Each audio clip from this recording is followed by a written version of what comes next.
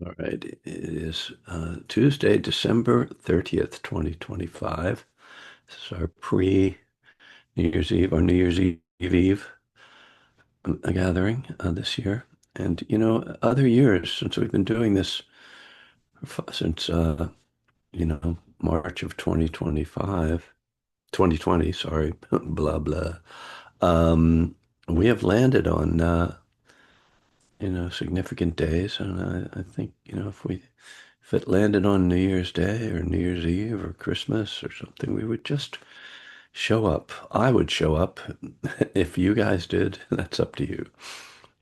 But I find it kind of a joy to just be here no matter what.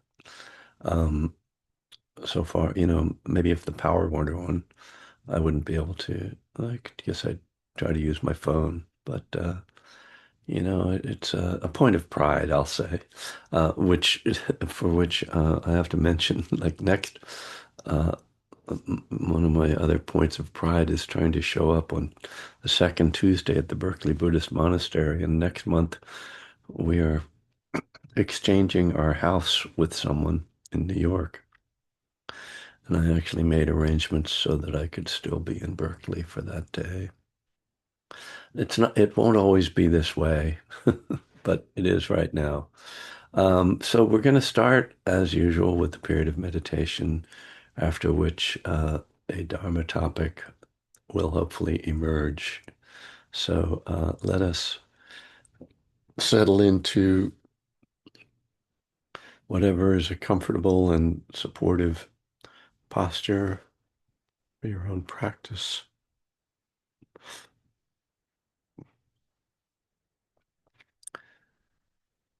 And coming into stillness,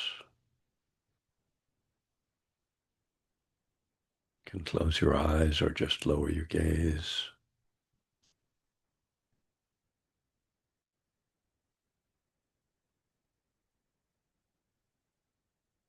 And beginning by just tuning in to how you're feeling right now.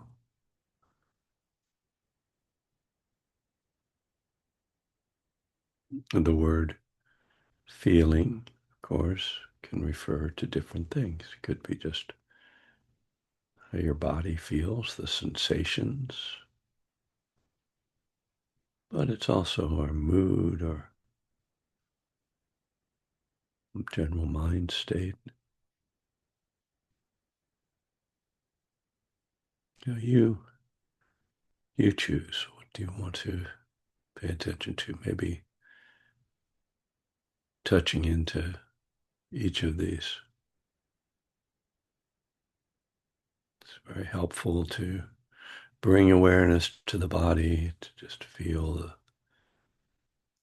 sensations in the body, feel the body as a grounded, stable.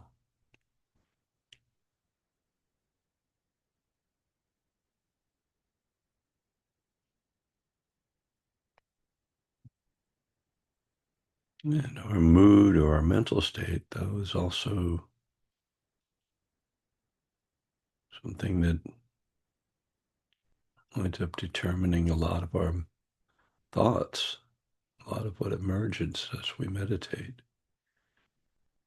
And so it can be helpful just to acknowledge that we're bringing that into this experience, into this practice.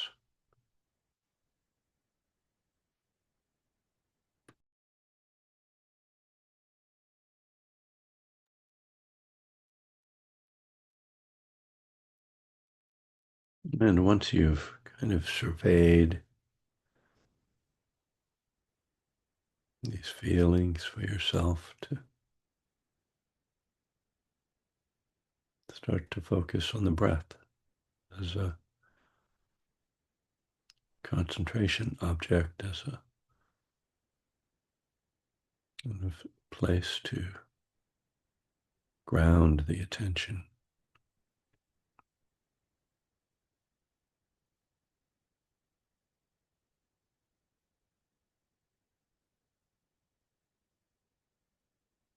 Feeling the sensations of an in-breath, sensations of an out-breath.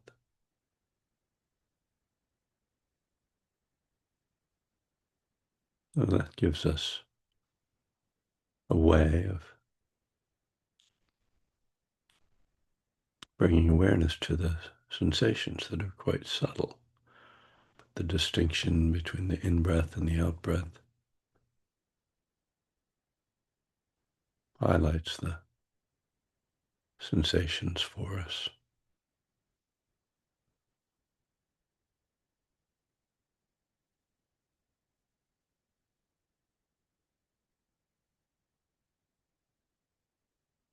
The subtlety of the breath encourages a subtlety of attention.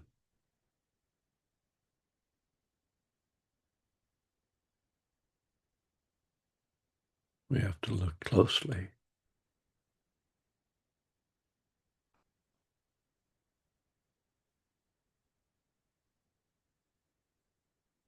Can you stay with the whole breath, the whole of the in-breath, the whole of the out-breath?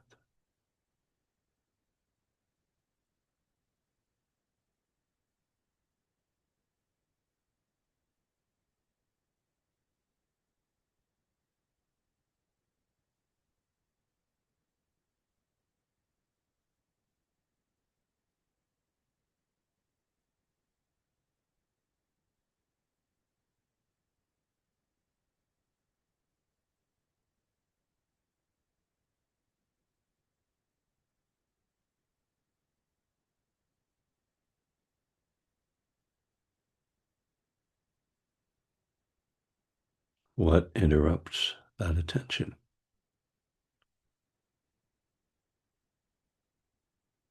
We see how quickly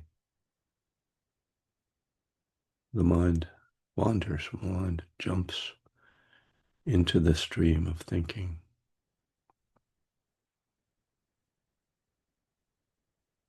And so our practice is to keep coming back to the breath.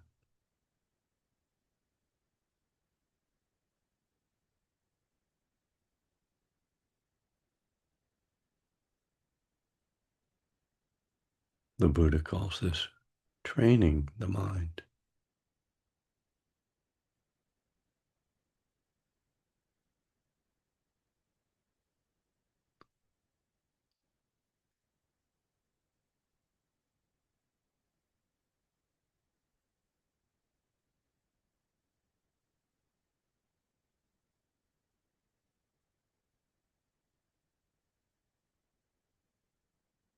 The mind tends to be quite unruly.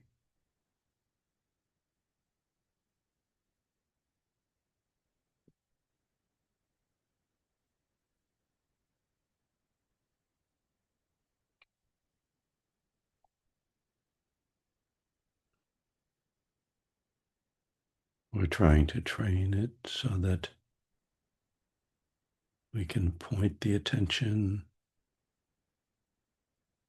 toward more wholesome or useful places of focus.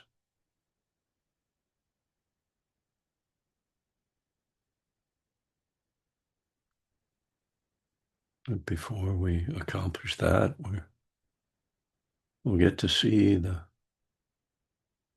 many digressions and diversions that the mind chases down.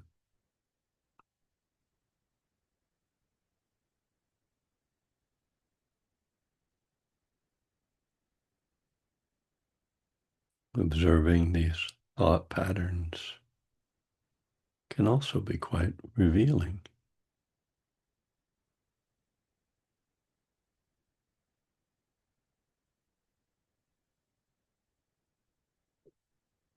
Where does our mind tend to go? What are the themes or obsessions that capture, pull it about?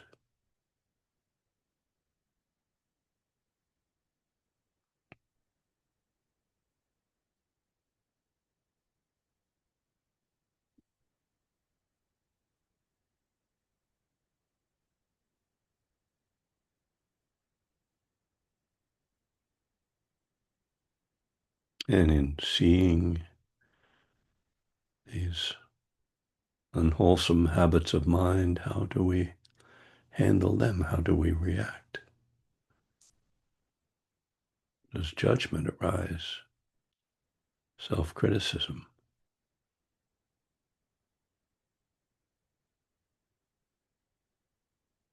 Can we let go of that as well?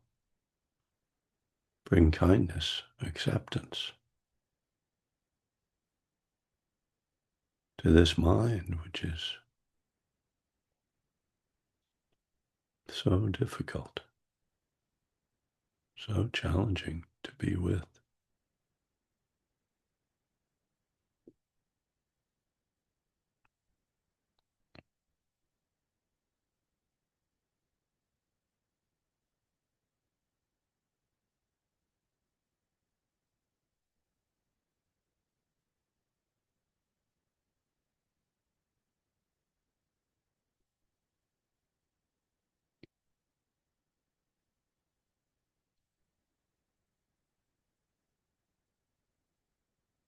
Mind isn't supposed to be any particular way.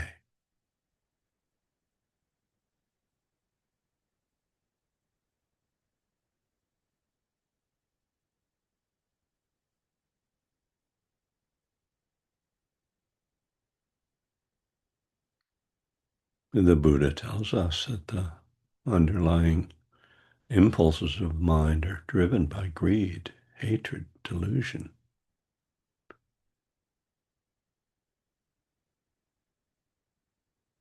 So we can't expect to find anything else in those impulses.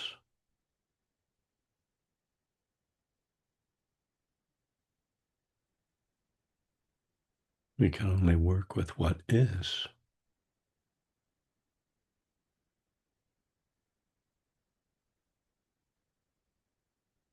Bring mindfulness, bring compassion, forgiveness. And whenever we remember or whenever we notice, guide the attention back to the present moment.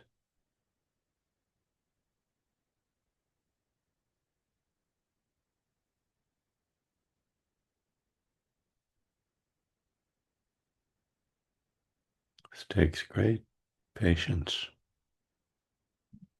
determination.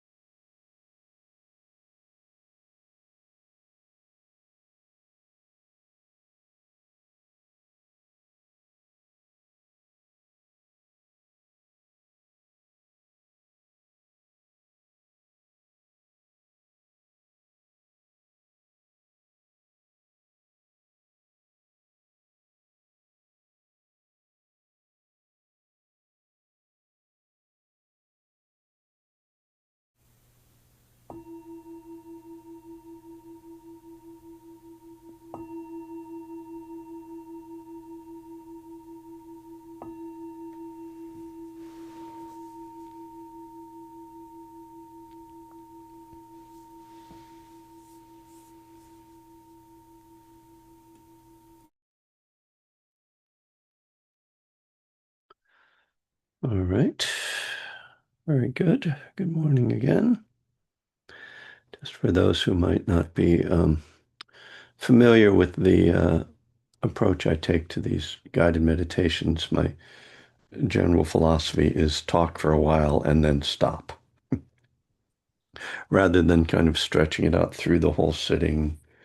Um, I like to give people just some quiet time because I know some people don't want to be talked to the whole time. And I also think it's valuable, to sit in silence. People sometimes ask me, is it okay to listen to guided meditations? I'm like, of course it's okay. Just notice what happens. But, at the end of the day, we are dependent upon our own, uh, you know, powers of attention.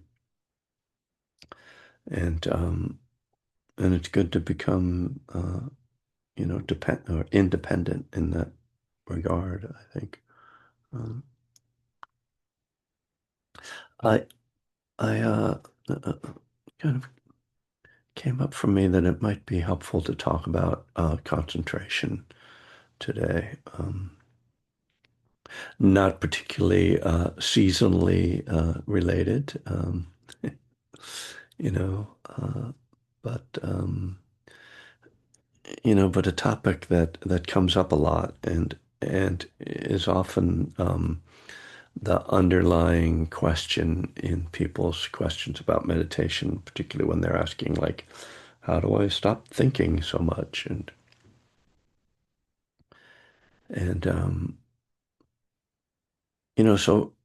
I think the first thing to me, maybe I'll take you sort of through what I consider sort of stages or a process, which is that the first thing is to not expect to be concentrated. Um, I think when we hear the meditation instructions, particularly kind of traditional ones, I avoid them somewhat. But, um, just when your mind wanders, come back to your breath, there is this uh, subtle implication that you're not supposed to be thinking. And so very often people get the idea that, oh, my mind is wandering and so I'm not doing it right or I'm failing or this isn't working. And so instead of just noticing, oh, my mind was wandering or this is where it was wandering, this is what it was doing, there a secondary kind of response comes up, a a reaction, a judgment, a self-judgment. And that, instead of helping, really hinders the process. Uh, if we uh, sort of the if we accept that most thoughts, as I said during the meditation, are driven by greed, hatred, and delusion. That, let's just say that desire or a wish for things to be different from the way they are, with the kind of projection of the mind, then thinking about those thoughts or judging those thoughts is just another form of, you know, wanting things to be different. It's typically we call that aversion in the traditional language, desire and aversion, these kind of two hindrances. And, we don't, delusion isn't one of the hindrances, but, it could be. So what we see is that uh, when we when we react to our thinking in a negative way, in a judgmental way, or a frustrated way, we're just compounding the issue, right? So the first thing that we have to do in order to develop concentration is to not judge our lack of concentration. And that's a big step actually in meditation. It's We could say it in recovery terms, it's about acceptance, accepting this is what's happening right now. And since what we're trying to practice is mindfulness, which is just awareness, essentially, then when we say, oh, my mind is wandering, it's, you know, going off into fantasies or resentments or judgments, then we're just being mindful of what's arising. And that's, so you're already doing a good job when you see that. That's already success, even though it might not feel good. And that's what's kind of going on here. Certainly one of the things that's going on here, which is that when you're sitting and just trying to chill and just trying to meditate, and the mind is going all over the place, it doesn't really feel good. It's kind of unpleasant. And so what's happening actually is you're experiencing exactly what the Buddha taught, which is that there's this thing, this that we call dukkha. It's this kind of agitation, this underlying dissatisfaction with things. And again, when we can, instead of fighting with that, just see it and understand it, then we're having insight. We're saying, oh, like what the Buddha taught is actually true. So already, I think what I'm showing unintentionally, but just by talking about the Dharma, it reveals itself, is that the process of developing concentration isn't one of rushing toward concentration or trying to grab hold of concentration. It starts with this non-resistance, this what the Buddha would call non-ill will. So non-ill will toward the present moment state, which might be unpleasant. So this is, a critical piece of meditation as well as recovery, which is, can I just accept that things aren't quite the way I'd like them to be? Because addiction and alcoholism is this non-acceptance, this I'm going to change it, I'm going to fix it. I want to feel this way. It's not okay to feel this way. I can't handle it. And so we're building this inner strength, this inner resilience of, yeah, that's kind of not ideal, but you know, we learn to just sort of say, yeah, but it's okay. There I was looking at some suttas yesterday where the Buddha before he becomes enlightened and he's like trying to control his meditation and he says he's crushing mind with mind. And it's like it really doesn't generally work very well to try to crush mind with mind. And so if we can sustain this non-resistance and this mindfulness of what's happening, there's a natural settling that starts to happen. And it mostly manifests in the nervous system, something I've been talking about a lot, in the body, uh, energetically, rather than all of a sudden my mind just locks in on the breath or everything just stops and I'm just sitting in emptiness and stillness. That's, a potential place to get to. But what tends to happen first is that because we are in this attitude of non-resistance, which also means non-fear, then the nervous system gets deactivated. You know, so so much of the time when we sit down to meditate, we realize that our nervous system is slightly jacked up, you know. Um, so interesting. I mean, the science of it, I don't know a great deal about, but we know that there are these, the fight, flight, freeze tendencies, the the triggering of the amygdala, And you would think, well, I'm just sitting here doing nothing. Why would I being, feel like that, you know? But there's this, you know, I think baseline of alertness uh, that most people seem to carry. That, you know, Les Nisker would talk about this, where I first really heard him talk about this idea that the humans, the early humans who were too relaxed, got, you know, uh, died, were killed off. Their DNA did not survive because they weren't careful enough. But the very nervous people, the very anxious people who were always looking out for dangers, stayed safe, and their DNA survived. There's a logic to that. I don't know if it's, you know, proven out in science, but it certainly makes sense that so that we are the inheritors of that, you know, fear that the saber-toothed tiger is right behind the next bush, and we've got to watch out.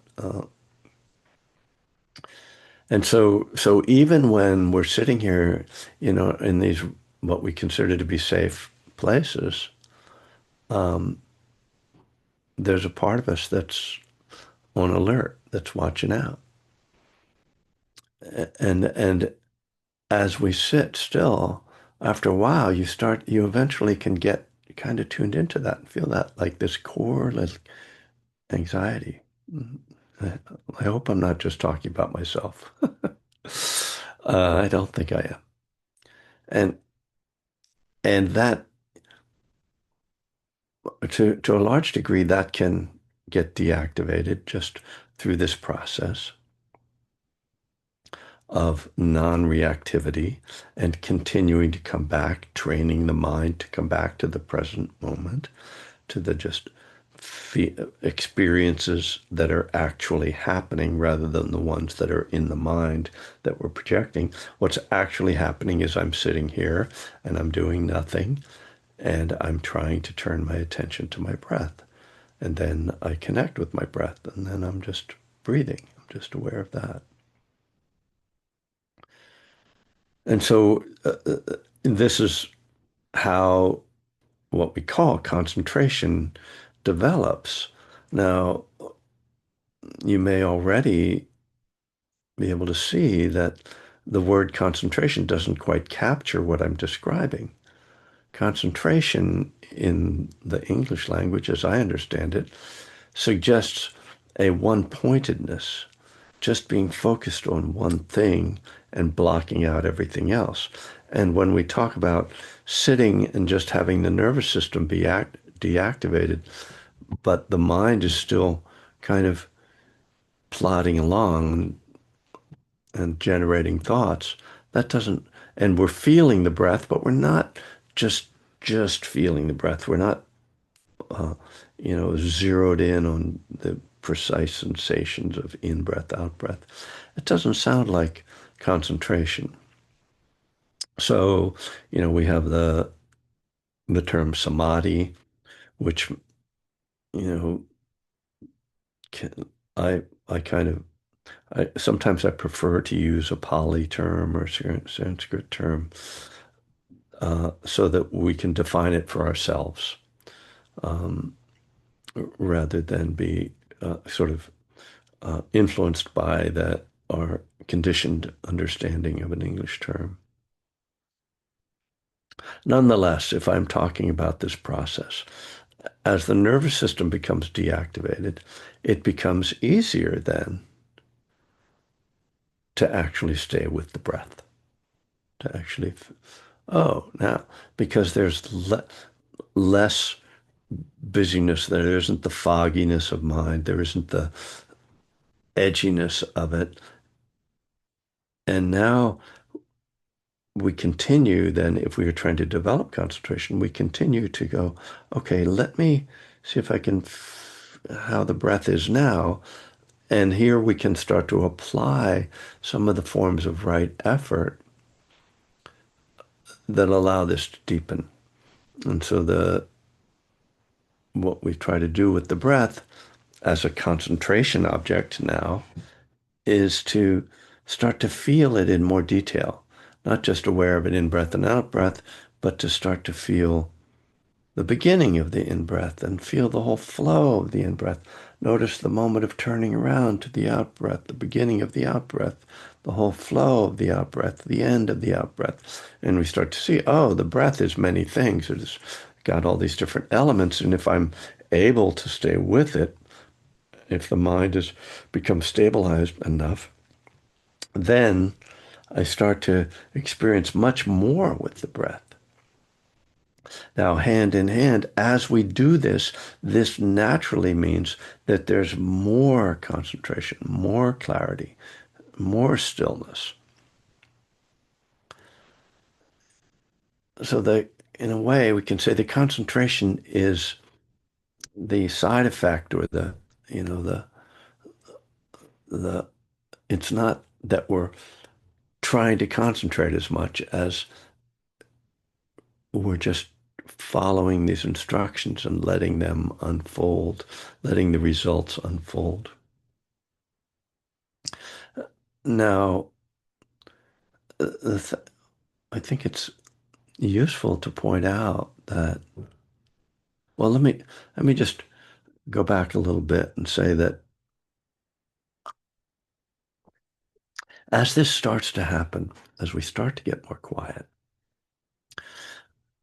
and then the things really start to calm down, there's a pleasant feeling that comes with that, right? There's a great relief. It's like that first drink, that first time you got high, or you know, uh, so some people it's heroin, opiates.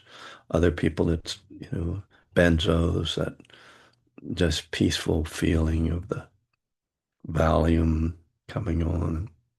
We're smoking a joint, just settling in. Sorry, hope I'm not activating anybody here. But this happens in the meditation that like, oh, this is nice. And there can be, and I will say, I had this experience when this first happened for me that I thought, oh, now not only am I getting somewhere, but this is where I'm trying to get to. This is what this is about. And that's not true. However, because it's very pleasant and because you've kind of been going through this process and this is where you've arrived, it's not unnatural that you have this thought or this sense that, oh, now it's starting to work. This is what meditation is supposed to be about. And it's not that meditation isn't supposed to be about having a pleasant experience. It's just that that's not the primary purpose, right? That what we're trying to develop is wisdom. Concentration can aid in developing wisdom, but as I talked about in the beginning stages, we can develop quite a bit of wisdom just by seeing how crazy our mind is. Now, that's, as I've said, not pleasant to watch our crazy mind, but it's very educational. And it can help us with our perspective toward our crazy mind, toward other people's crazy minds, toward the crazy world. See, oh, greed, hatred, and delusion. Okay. So that insight begins before the concentration develops to any degree. And the point is to continue looking at what's being revealed. What can you learn from what's happening right now? Rather than, oh, now I'm there, let me just hang out here. We have this image again, I've been kind of going through some suttas this past week, and there's the moment when the Buddha becomes enlightened and he says, I don't really need to do anything now. I've finished my work and I don't really want to bother to teach because that'll just be, as he says, wearying, because people are going to be like, what do you mean there is no self? And they're not going to understand. What do you mean dependent originate? What is all this stuff for? What do you mean suffering is caused by craving? You know, and and he's like, "Ugh, I just hang out, you know, I got mine. And then in the sutta, there's this, magical thing that happens. A Brahma god who can read the Buddha's mind apparently goes like, "Oh no, the world will be lost because the Buddha's teaching will not be shared." And so he comes down, "Come on, you got to teach. There's some people that'll get it." And the Buddha's like, "Oh, okay, yeah, I guess you're right." But what, like us, when we get very concentrated, we can kind of feel like, well, this is enough. Like, I can just hang out and be concentrated. We're not maybe going to go out and become world teachers, but we become our own teachers if we stay alert, keep watching. What is there to be understood about this experience? And nonetheless, I'm talking about concentration. Uh, the point of that is that when we get to a state like this, can become very attached to it. And this is quite common. And I would say probably more common with addicts because we're addicts. So what do you expect of us? Um, and you particularly see this in retreat settings, that people who um, have these experiences and these concentration experiences can get deeper and deeper and more pleasant. Uh, People, become so attached to that they view retreats as the kind of purpose almost of their lives. The center of their lives become going on retreat. And you'll hear people say things like, I need a retreat. You know, that to me is a bit of a sign. I mean, we all can benefit at any time from retreat. So I don't blame someone who's feeling, life is, throwing everything at them that it does, feeling like, oh, I'd really love to get on a retreat. But when it's because their concentration is slipping, my meditation is really getting bad. I need a retreat. That's kind of a sign.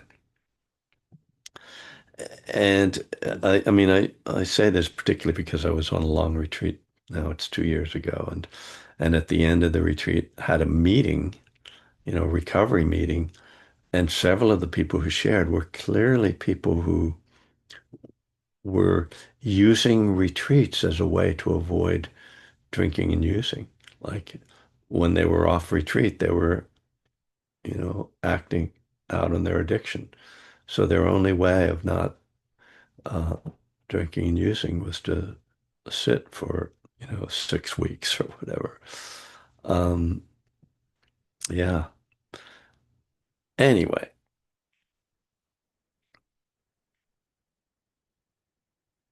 I'll talk a little bit more about concentration. When the nervous system gets deactivated, and then the attention gathers very strongly around the breath or around sound or around sensations. It doesn't matter. It doesn't have to be the breath. That's just a common uh, object we use. But the mind gets very focused on one thing, then we develop the potential to move into these deeper states called jhana, which are absorption states. there are altered states of consciousness that are accessible to us, particularly through meditation. Uh, Although sometimes people fall into them spontaneously, not very commonly. Um, but these uh, states are uh, in traditional Theravadan Buddhism are considered right concentration. And yet we see that in the two major texts on meditation in the Theravadan tradition, the Four Foundations of Mindfulness and the Mindfulness of Breathing Sutta, the jhanas are never mentioned. And so there's been a debate for thousands of years, in fact, frankly, going back to the time of the Buddha or shortly after, about whether jhanas are necessary for enlightenment or not. Now, I don't know how many of you are um, striving for uh, enlightenment uh, in the traditional, in the classic sense, Buddhist teachings. But it becomes quite interesting because here again, it's about uh, as we think about these teachings about, oh, you mean there's another state I can get into that's even more deep. Oh, what do I have to do to get there? And so there's a lot of attachment comes up around these states.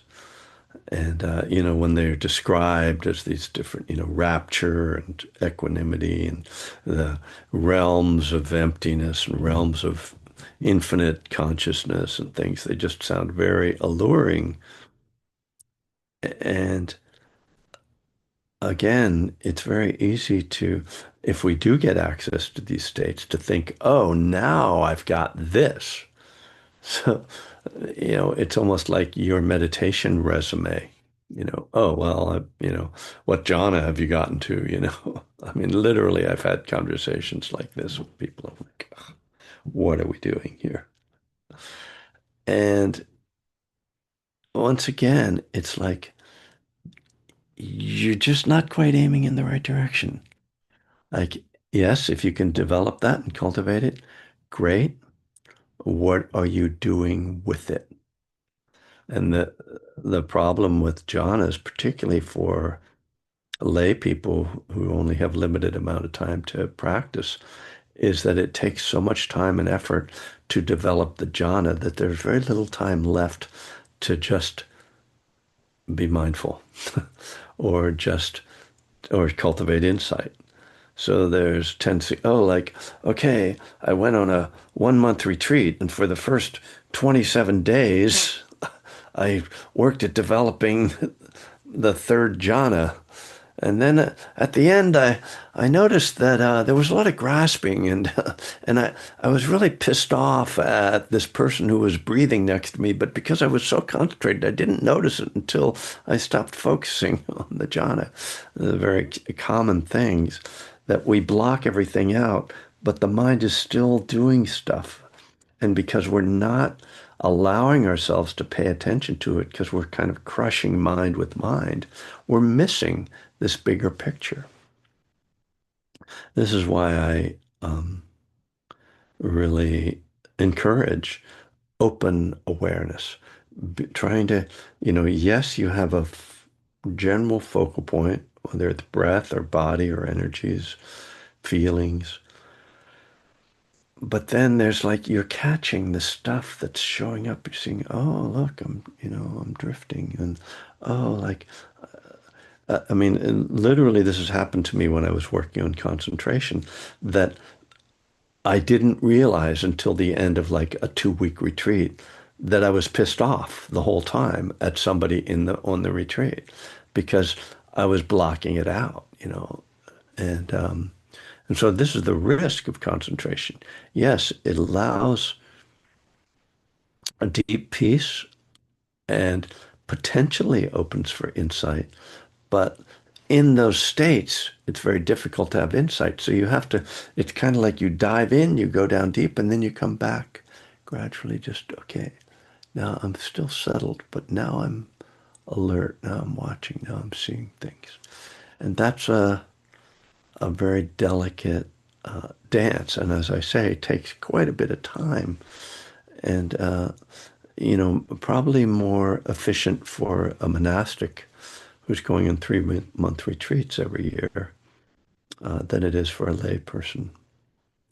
Well, I talked a lot about concentration there and used up a lot of time. So I'm not in a hurry to go anywhere right now. So if people need to leave, I understand that. We have a few minutes left before 11 o'clock Pacific, but I will hang out if there are questions uh, and people have or comments, please.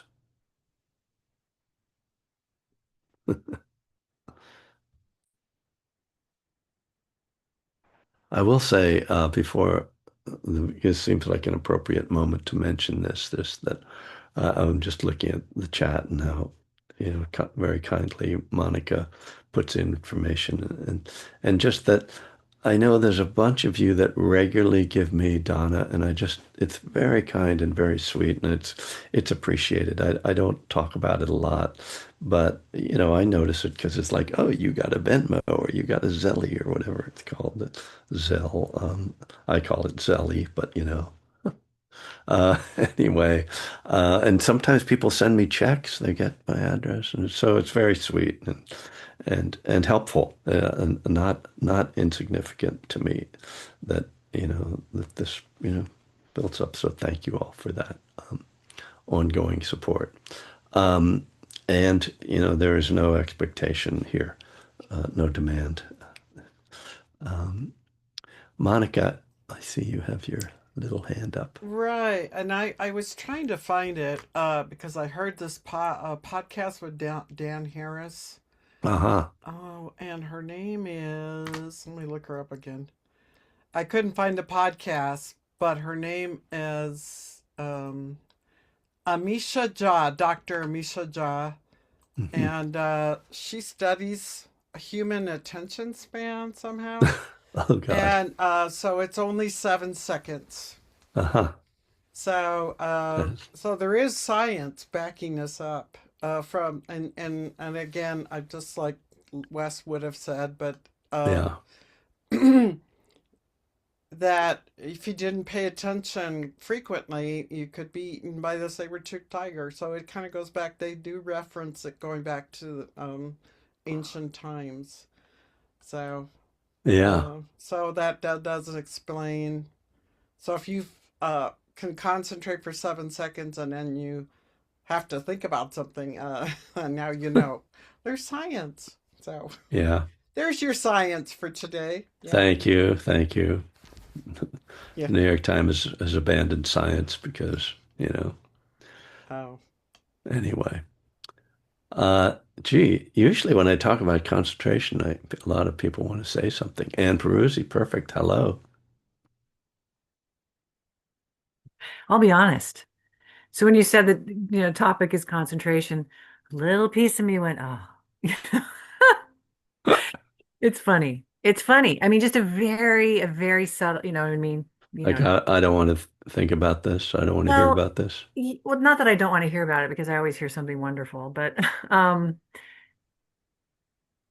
I think it comes from, where does it come from? Oh, like all my efforting for the first several years, maybe. Yeah. Yeah. That's where it comes from. Yeah. And now No, I see it in a bigger context now, right? And with all those studies and practice and stuff, and going on a long retreat, yeah. which that's another story. And well, I actually want to talk to you about that. But anyway, that was a while ago, but it's coming up. Yeah. And so what I like the last couple of weeks, I've been really focusing on metta practice, Mhm. both phrases and radiating both, And it's taught as a concentration practice. And Sure. so the phrases and well also, yeah, well, anyway. And it's been a really for 2 weeks just during this whole period of time before solstice. during, and then now this period. My family, my kids are home now for like Yeah. 10 days. And boy, it really highlights, yeah. It's lovely though. I mean, I feel like I've, anyway, I had this, I was fortunate. I was able to go on like a retreat workshop at Esalen, which I hadn't ever done because I always Mm, thought that, oh, I go to Spirit Rock, that's my retreat time, for 20 whatever years or more. So, but I finally went because a friend of mine and person I respect a lot was teaching a workshop. And what came up for me, we did it actually, we did, I don't know why this is coming up for me now, but my kids are home. So we did a death contemplation, lying down, and he guided us through this really interesting. And then we were instructed to write after, sort of stream of consciousness. And what really strongly, even in the uh, contemplation, what really came up for me was I really want to um, ask for forgiveness to my kids, like for anything mm, I've done to shame them or make them feel less than, right? mm. And I mean, this is all a result of practice. Yeah. Where else is this going to come from? It's not Yeah. coming from should, it's coming from a genuine, like, so that will happen sometime at the right time. But anyway, metta, I just wanted to put a plug in for metta as a way to whoosh, soothe the nervous system, Mhm. you know. Yeah. And yeah, and I always, I haven't chimed in as much recently, and I feel Yeah. like, yeah, I love you all and Yeah. love you and Yeah. Good to see you. well, it's good. I, just in terms of concentration, not to, because No, obviously no, you said please. a lot that's very touching and moving, and definitely I know many of us have questions about resolving things maybe with our children or generational stuff. But the but what immediately I thought of when you brought up metta was like how I can't stand doing metta phrases anymore, and Yeah. that it's really important to find an object of concentration that works for you. Mm, And for some people at some times, because for me at some times, I was able to do that. And and when my daughter was an infant and a toddler, and I would go on retreat, I would have explosive metta, like yeah. incredible. And now, she's a grown up, and what do you think? But and there were times when I was more able to just like really focus on my breath. Nowadays, I more focus on the energy in my body, and I talk about that a lot. But it's important for each of us to find what works for us. And it's great to like experiment, listen to different teachers, listen to different guided meditations, and find something that works for you. There isn't a right or a wrong thing to do. Uh, people repeat mantras that can be very effective. Chanting. Some people say, "Oh, running is my meditation." It's not quite the same concentration, but whatever is working for you. Mhm. As I mentioned a lot, my wife, swims in the bay every day, and I know that for her, that's the thing that deactivates her nervous system, if you will, or whatever energizes her in the way she needs to be energized. Yeah. Thank you. Oh, and Yeah. one more thing. Since Monica mentioned Dan Harris, you did a wonderful interview with him on loving kindness, Oh, yeah. living kindness. Living kindness, Yeah, right? check it out. Thank you. Good plug. Vicky. Hi, hi. Nice to Hi. hear you and Anne and others. Yeah, so Happy New Year almost. Yeah, almost. Yeah. If we Um, make it. so my sense is that as I've experienced some concentration, it helps me detach from the taking the thinking personally. Yeah. Um, Right, and right. and Yes. so and you know what that does is it allows me to be compassionate.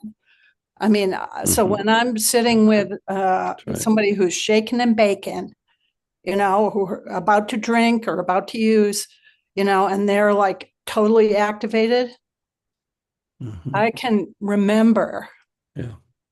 what it is. Well, I can remember impermanence.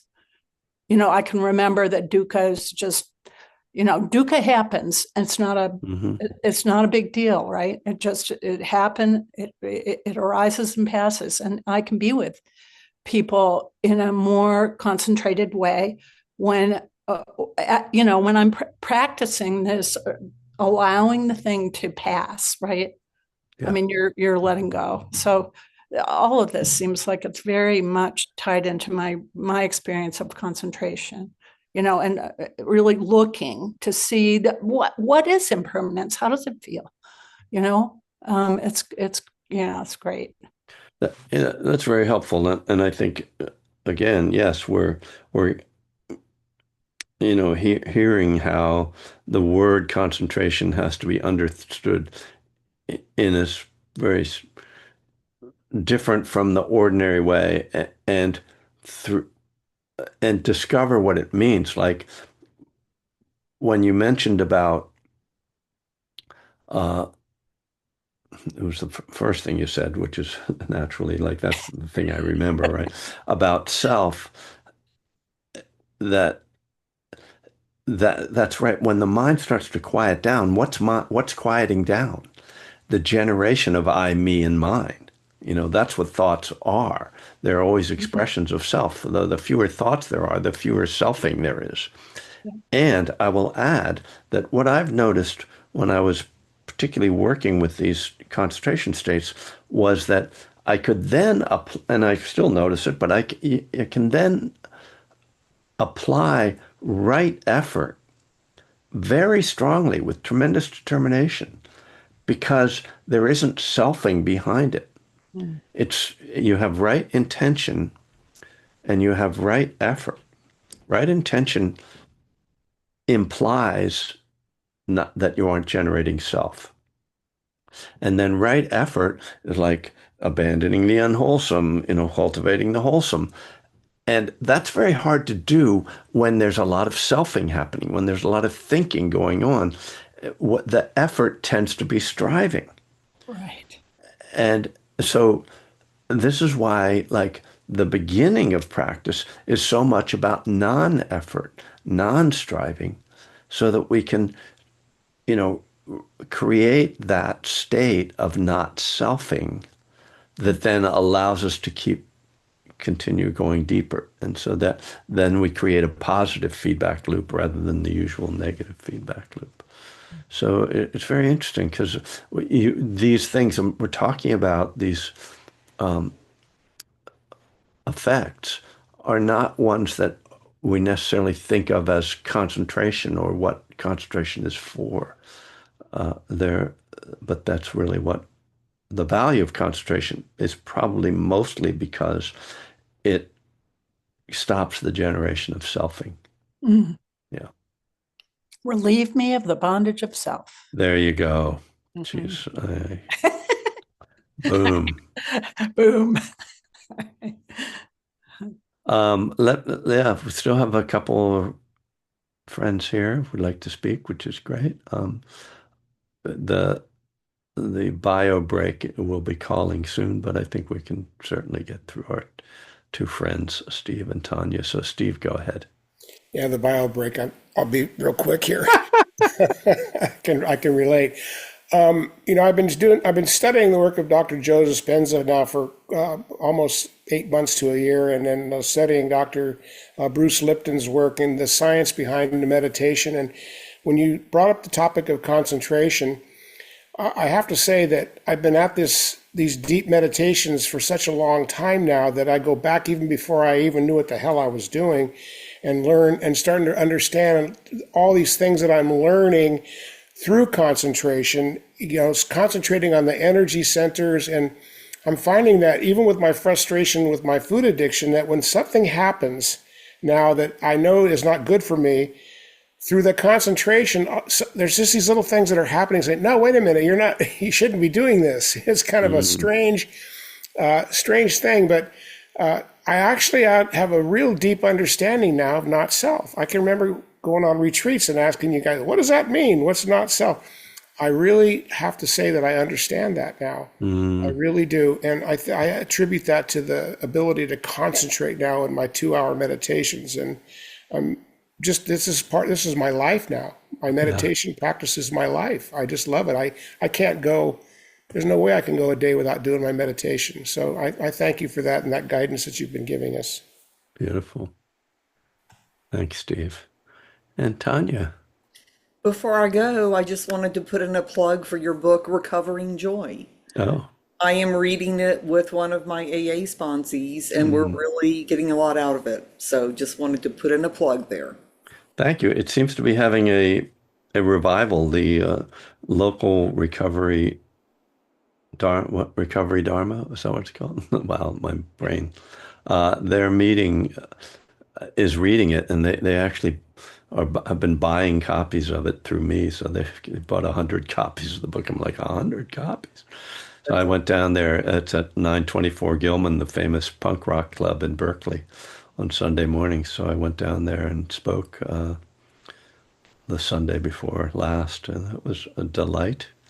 If you ever get a chance to go to 924 Gilman, it's where I'm in Green, Berkeley. I certainly will. yeah, it's where Green Day and Operation Ivy and Rancid and a lot of the great punk bands of the Bay Area started out, and so of course the inside of it is fantastic. It's this, you know, graffiti gone wild place, and the meeting, a big meeting, and as might be expected, full of Berkeley and Oakland types, which feels very much at home. So anyway, thank you, Tanya. I am, have difficult relationships with many of my books, so I'm glad that others are having pleasant relationships with them. But it's like it's not actually, it's not like my children at all. But anyway, so next time we meet, it will be 2026, assuming that, the world is still here, I'm still here, you're still there. And so I hope everybody avoids any intoxicants over the coming days and finds some kind of joy in this transition into what can only be a better year than this one could. Got that right. We've had some bad ones. I mean, Maybe so. 2020, 21, they were pretty bad, but the idea of a quarantine doesn't seem so bad now compared to anyway, the end of America. But we had a good run. Yeah. So everybody, blessings. Thank you all. Thank you, Kevin. I've been Thank spreading your you. books around to friends. They're coming to the retreats. It's been a good Okay. thing. Thank Happy you. New Year. Happy Thank you New so Year. much. Very punk rock what we're doing here. Yes, it is very punk rock.